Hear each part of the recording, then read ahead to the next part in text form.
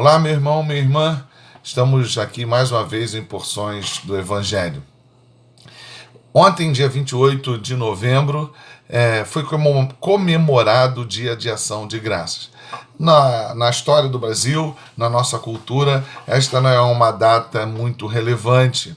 Esta comemoração, exceto em algumas igrejas, ela não é quase mencionada. Quando você olha para as redes sociais, quando você olha para a internet, você quase não vê no dia 28 de novembro as pessoas fazendo menção ou menções a esta data, a esta comemoração. E eu fui pesquisar para tentar identificar a história do Dia de Ação de Graças.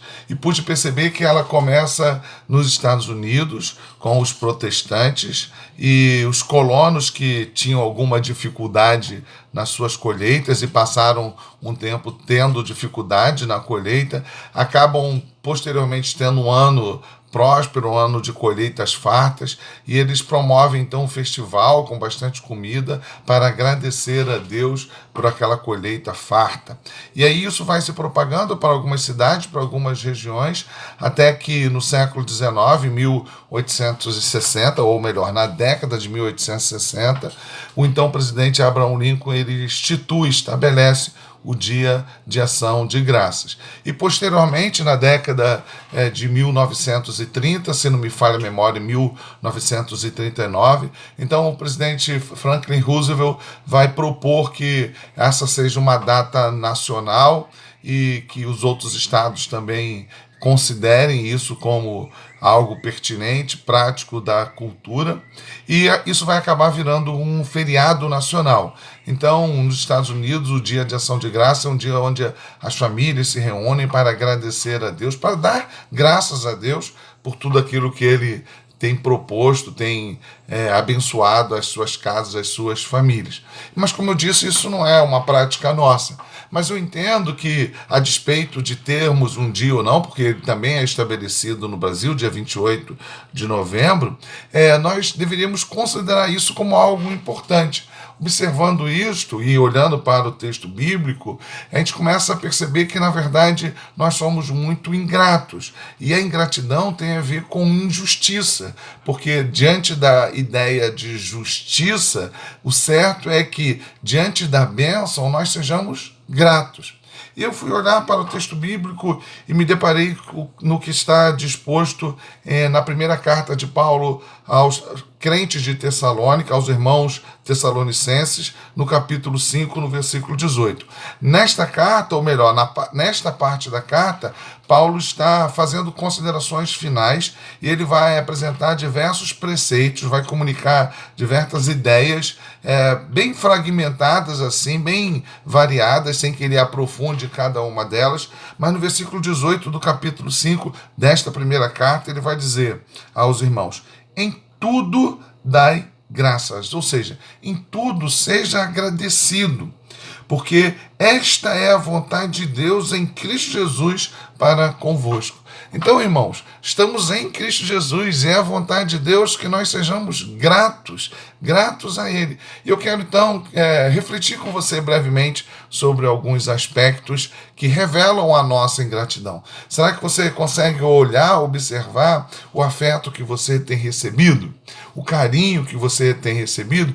E muitas vezes nós recebemos afeto, carinho, cuidado das pessoas que estão ao nosso redor, demonstração de amor, e a gente entende que isso é meramente obrigação. E às vezes a gente não promove uma reciprocidade, agradecendo, reconhecendo o afeto como uma intervenção de Deus na nossa vida, para que sejamos também preenchidos nas nossas lacunas emocionais, porque também somos seres emocionais.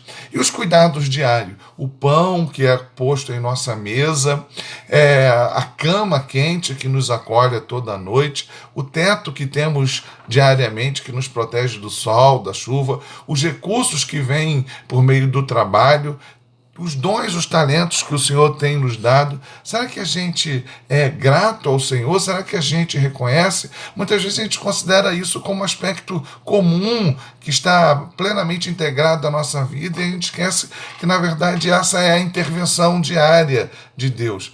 Aqueles que não conhecem o Senhor, que não compreendem que o homem estará perdido, afastado de Deus, se não tiver encontro com Cristo Jesus, eles é que podem ter, dentro desta lógica da injustiça, corações ingratos. Mas se um dia formos alcançados por Cristo Jesus, a gratidão deveria fazer parte da nossa vida. Não somente a gratidão com coisas extraordinárias, quando recebemos algo que nos chama a atenção por sair daquilo que é comum, aquilo que é ordinário, mas sermos gratos a Deus pelas diversas coisas que têm acontecido cotidianamente nas nossas vidas. Observe que o texto diz: em tudo dai graças. Eu não sei se você celebra o dia de ação de graças, dia 28 de novembro, mas eu sei que você, nós precisamos ter os nossos corações gratos a Deus. Gratos pela mão estendida dos nossos amigos, pelo alimento que chega à nossa despensa, gratos pelos recursos que Deus vem colocando ao nosso redor, que a gente acha que é simplesmente a nossa história que está sendo desenvolvida, mas tudo faz parte da providência de Deus. Sabe que nós somos gratos? Se não somos gratos por essas coisas cotidianas, por esse cuidado de Deus, por essa providência de Deus que acontece em nossas vidas todos os dias, é porque talvez a gente ainda não tenha o nosso coração grato pela bênção maior que nos foi dada, nos foi outorgada pelo sacrifício de Cristo Jesus na cruz do Calvário. A bênção maior, a redenção. Se temos compreensão clara a respeito do que significa e do que significou a redenção de Cristo na cruz do Calvário, então podemos entender que estamos em Cristo e agora é da vontade de Deus, em Cristo Jesus, que nós tenhamos os nossos corações gratos. Pense se você tem sido grato, nos mínimos detalhes da sua vida, naquilo que você considera cotidiano, banal. Pense se você tem sido grato. E se você não tem sido grato, fica aqui o meu conselho, para que você dobre o seu joelho e para que você peça perdão a Deus pela sua ingratidão. Porque ingratidão é prática da injustiça.